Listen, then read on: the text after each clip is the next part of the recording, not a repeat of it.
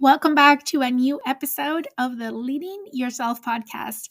Last week, we started a conversation around how to navigate decision fatigue. We dig a little bit deeper into what decision fatigue is, and we focus on one strategy to overcome decision fatigue, and that was leaning into our intuition.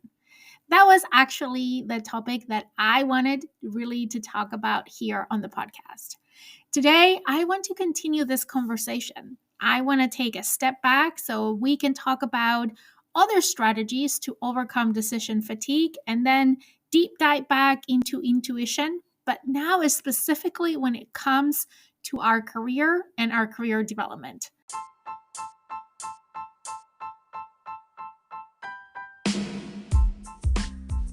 Welcome to the Leading Yourself podcast. This is your host, Carolina de Arriba.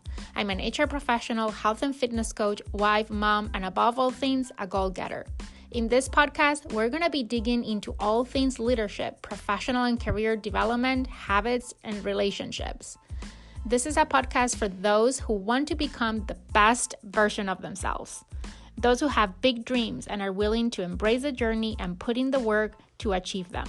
My goal is to share with you the tools, tips, and tricks to help you in your journey. So let's dig into today's episode. Well, here we are talking again about decision fatigue and intuition. I have to say that the last episode turned out much better than I was expecting. If you haven't listened to last week's podcast episode, I really recommend that you put pause right now and go listen to that. That will give you a lot of background and context as to what we're talking about today. But just to recap, we touched on decision fatigue and we said that in average, every one of us takes about 35,000 decisions every single day. And as the day progresses and as we make more and more decisions, we become tired, even if we don't perceive that, if we don't feel tired. And the quality of our decisions is impacted. And that is what we call decision fatigue. That is not a good thing. And we want to minimize that so we can really reserve that brain power, that decision power for the really important decisions that we need to make in our lives, in our careers, in general. And we talked about how one strategy to navigate decision fatigue, to minimize that fatigue, is leaning more into our intuition. And we open a can of worms to an extent when we start talking about what intuition is, because it's something that it's hard to explain. But we looked at different inputs from different sources to help us in framing a little bit what intuition is. And then we talked about a few strategies. I don't know how many, maybe 8 or so, that can help us to lean more into our intuition. Now I want to take a step back and go back to where we started last week, which was decision fatigue.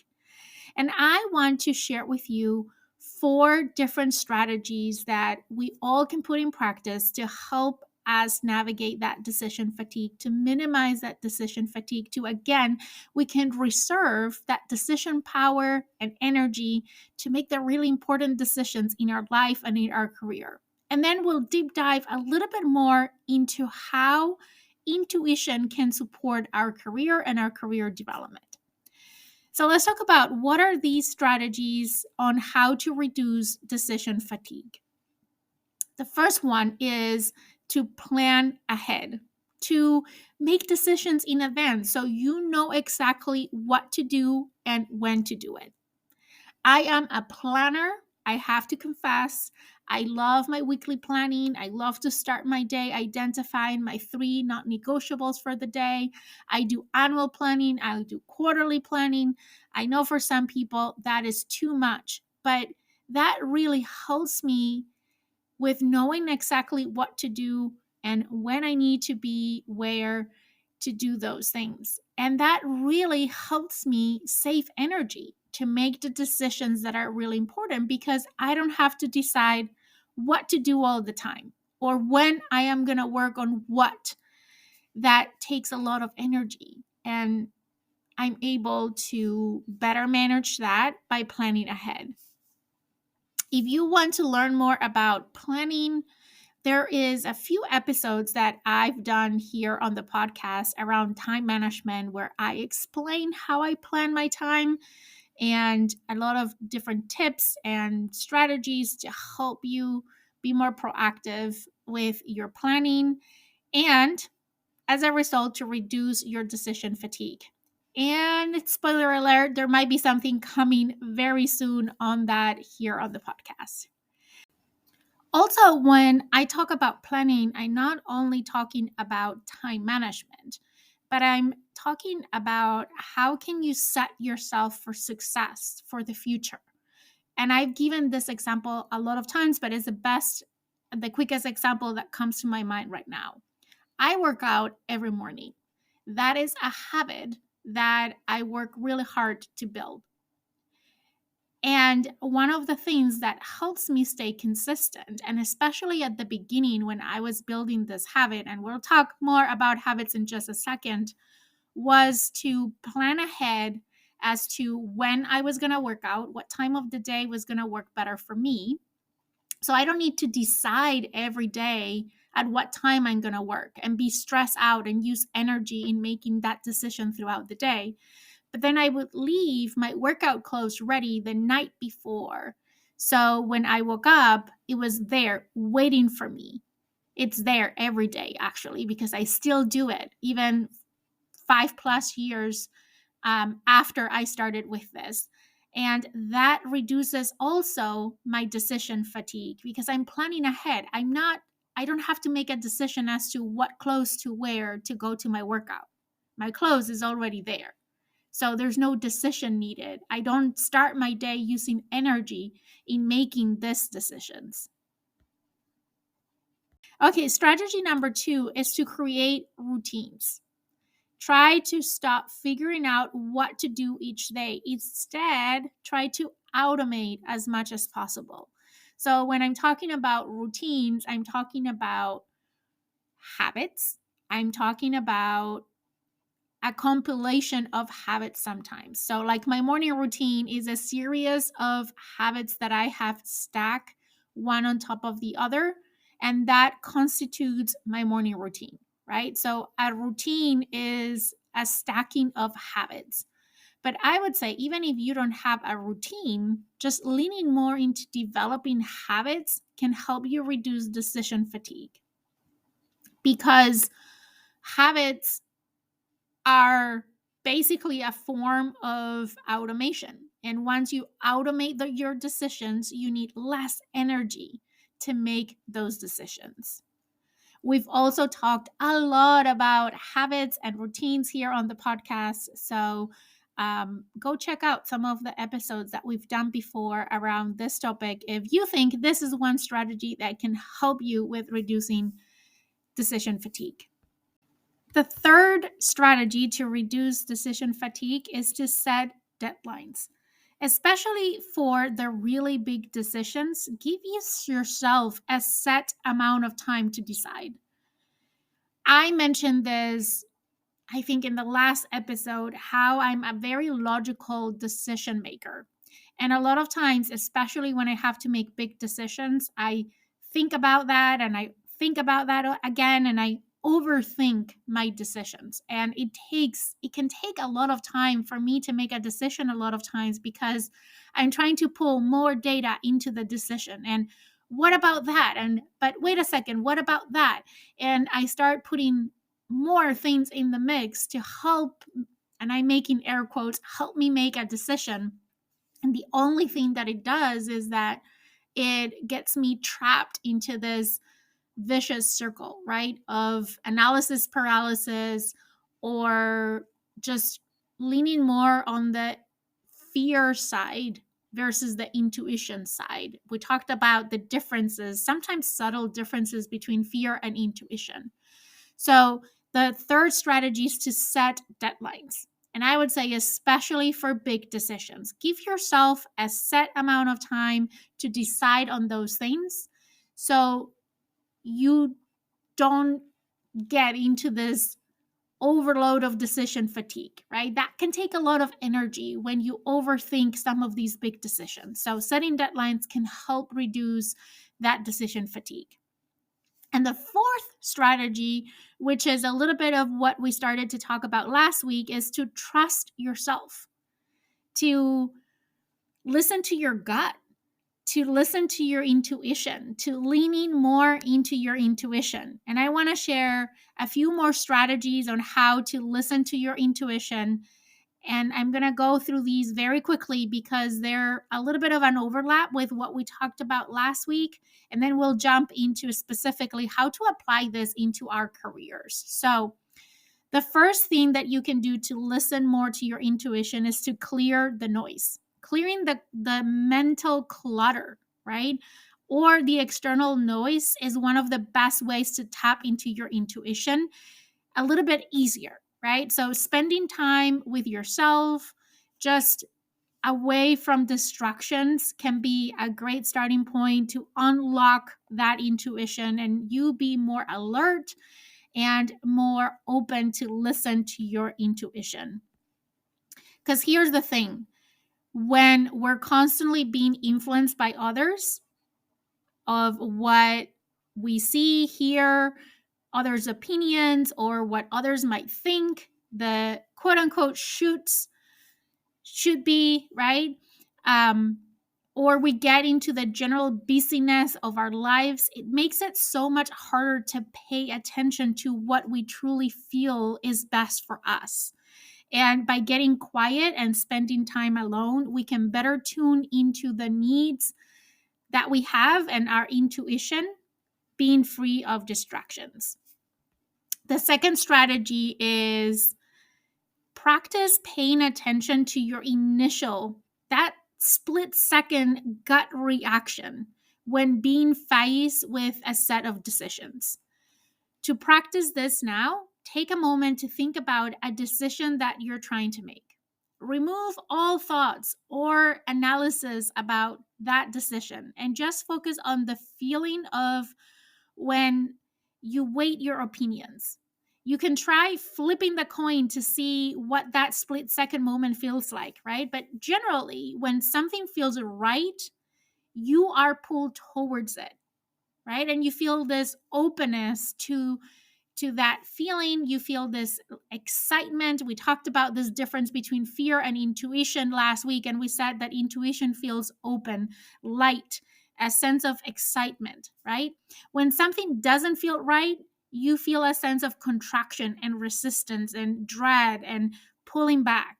So you can ask yourself which choice feels relieving, liberating, calming, or exciting. Which one feels heavy or uncomfortable? Your initial reaction can give you a lot of insight into what might be best for you. So, tuning into these feelings will help you familiarize yourself with your quote unquote gut feeling, as we call it, or our intuition. The third strategy is the physical sensations. The brain and the body are connected, right? When we feel a certain way mentally or emotionally, our physical body responds accordingly, thanks to those connections that are made in our nervous system. So, for example, if something feels wrong, you might hunch your shoulders, or you might feel heaviness in your chest, or you might feel sick to your stomach, or you might have a concerned facial expression. Doesn't happen to you sometimes that you're trying to appear a certain way and people say, well, your face tells me something different, right? That's that brain body connection. So likewise, if something feels good, you might be smiling while talking about that topic. You might feel a sense of openness in your body. All of that, it's because our nervous system is working and connecting our emotions with our physical reaction. So this is where some people get confused by fear versus intuition, right? To help distinguish between the two, I want to invite you to think about it this way. how would you feel after the decision is all said and done, either immediately or after a few weeks or even a month later? Do you have a sense of relief, pride, joy, or confidence? Or does it make you feel sad, regretful, and disappointed? Fear can typically be overcome. We can push through fears. We can learn new skills. We can improve our sense of confidence. But intuition typically lingers by giving us a nagging feeling that something isn't right, even after we've made that decision. So that's another way that you can differentiate between one and the other. So tuning in with your physical sensations is another way to tuning into your intuition. Number 4 is to take a minute to think about a decision that you've tried to make and that you keep coming back to again and again. Perhaps it felt unresolved. You keep second guessing yourself, or you have a nagging feeling that never stops. In my experience, my intuition is calling when something keeps coming back to my mind, and as an issue keeps repeating itself. It can sometimes mean that we need to explore what it is that we keep questioning in order to put it to rest. Number 5 is to recall past experiences when you had a hunch about something. It can help you to notice that feeling in the future. So try and remember what that hunch feeling felt like, especially in the past experiences where you were correct about that gut feeling or that hunch feeling, right? Number 6 is to write it out. We talked a little bit about this last week, but sometimes using our conscious analytical mind can help to pave the way for our intuition to shine through. That is something that works very well for me because I lean more into my analytical mind, right? So if you, like me, are a more analytical decision maker, this can help you to pave the way for your intuition to shine through. And that is to write things out. And here are a few questions that you can ask yourself if you're trying to make decisions or weighing a few options in your life right now. You can grab a journal and write this out. One question: what is the ultimate outcome that I want? Another question: what is the most important when it comes to this area of my life? Another question you can ask yourself: what are the pros, cons, and worst case scenarios for each option? What is the best that can happen if I take that option? Are my fears worst case scenario are realistic or are just made up in my mind? Often we are afraid of outcomes that aren't even likely, let alone realistic. So this can drown out your intuition. Ask yourself if your fears are deep-seated insecurities and if you can distinguish them as truth. And that can help you to dig further into your intuition. Once again, I want to remind you that listening to your intuition takes time and practice, and it's just like a skill, right? You can develop your intuition. So, let's dig into intuition and career. Applying intuition to your career or to your job can be a powerful tool for making decisions and navigating your professional path, right? And here is how intuition can be beneficial in your career context. And the way you would lean into your intuition in the career context or any other context is the same way that I just described to you, right? Those things that I just mentioned to you, you can apply to tuning with your intuition in any area of your life. But now let's talk about how that looks like if we were to apply those things and actually listen to our intuition and tuning into our intuition when it comes to our career.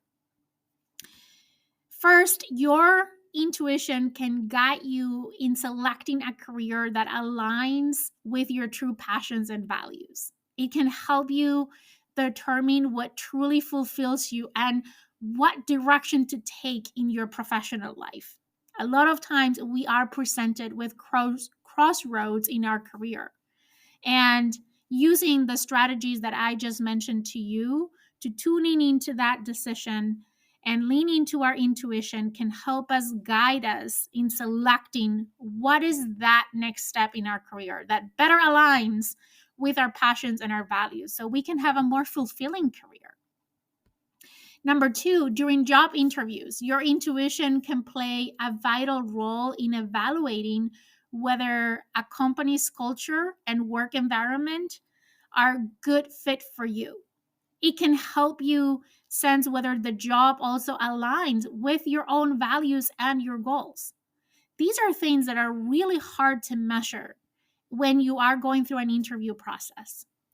We say, and I'm in HR, and we always say that an interview is a two-way street. The company is evaluating you and determining whether you're a good fit, both from your skills and your competencies and your experience and your background and all of those things, but also if you're a good fit for the culture of the company. Likewise, as the person going through the process, as the candidate, you also are trying to find out more information about the job, about the company's culture. And it can be very difficult. You're never going to know. So, most times, we just lean into our intuition during that interview to determine or answer those questions for ourselves and differentiate whether this seems like the company that it's a good fit for us, or this job is a good fit for us. That is attributed a lot of times by our intuition because you'll never know until you're there. How many times you've been to an interview and you're like, this is my dream job, this is my dream company, and then you start working there and it turned out to be the complete opposite, right? But there are other times that you go through an interview and immediately you have this sense, it's like, yes, here is where I belong. Personally, that was my experience, and share with you a little bit over a year and a half ago, I switched companies. It was a really hard decision to make, right? I was trying to pull into my analytical thinking throughout the process until I have this one interview and I talk with who is now my boss, and we had this connection.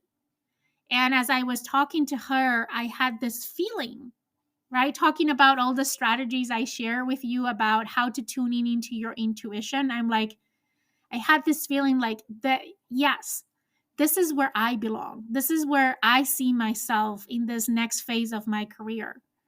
And at that point, all my analytical decision making, I put to my side. I'm like, I had this feeling, I had this intuition that this was the place. Even though I wasn't looking for a new job, I wasn't looking to switch companies.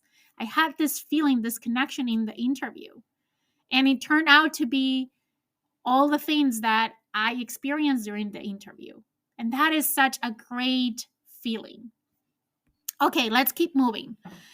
Number three, it has to do with decision making, right? In the workplace, intuition can assist in decision making. When faced with multiple options or dilemmas, your inner knowing can provide you insights that logic alone might not reveal. It can guide you in choosing the right projects, the right clients, or business strategies, the right actions to take next to solve a problem. A lot of times, yes, we rely on logic, but a lot of times it's just our inner knowing. And yes, that inner knowing has grown over time through our experience, right? How many times you are faced with decisions that you need to make at work, and because you've made similar decisions in the past multiple times, now your intuition is well trained, right? It knows exactly what to do. Okay, number four, similar but not, intuition is also a very valuable for creative problem solving. When dealing with challenges at work, it can help you come up with innovative solutions or alternatives or approaches that might not be obvious through your analytical thinking alone. And I want to emphasize alone, right?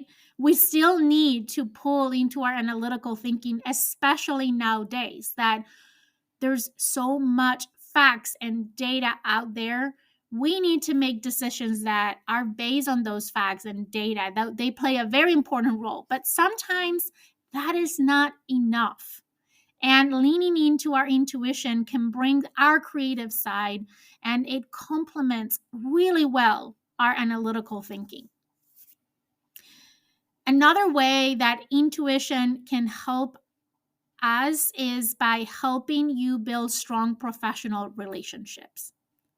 You might sense when to trust someone at work, when to collaborate with someone, or when to set boundaries, right? It can help you understanding people's intentions and motivations.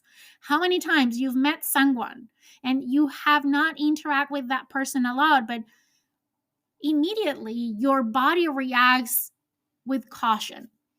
Or the opposite, you meet someone at work that you've never heard about, you never interact with, and you're so open with that person. You feel drawn to collaborate, to help that person, to work with that person.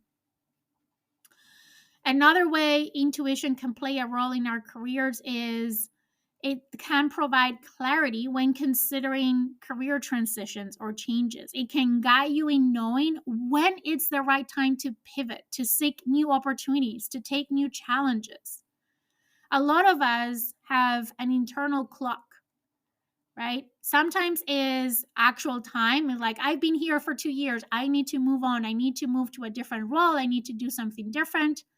But a lot of times it's just an internal clock that you just know when it's time to move. And you can't explain why when people ask you, but you just know that it's time to pivot. It's time to try something different. And when I say try something different, doesn't mean leaving the company you're working at, but just taking on a different role or a different project, or change a little bit the direction of your career. Number 7, intuition is a valuable asset for leaders and for managers, right? Specifically, it can help you in understanding the team dynamics, in making a strategic decisions, in gauging the needs and the concerns of your team members. How many times you're in a meeting with your team and no one has said anything, but you know that something is happening?